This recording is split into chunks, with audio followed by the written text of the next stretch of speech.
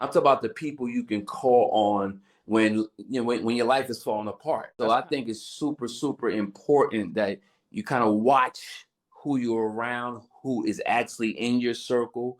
I ain't talking about Facebook friends. Like I ain't talking about followers. I'm talking about the people you can call on when your life is falling apart.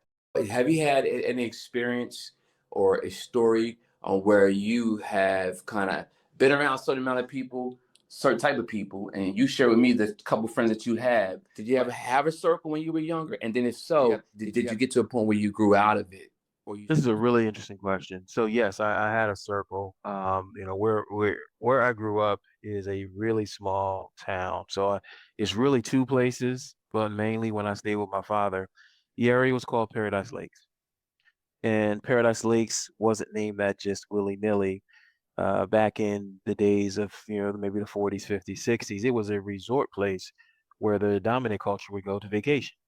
And Mm, there was and is a physical lake around the territory.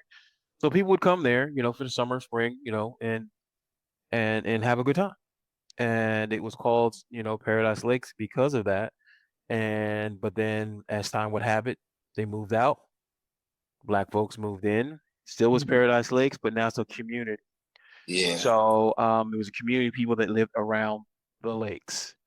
So I had a group of guys that I was cool with just from the neighborhood. That was my circle, right? And one of them is like a big brother to me then and now. And so I'd say in that circle, maybe there was three guys that I was Mm, cool with, then.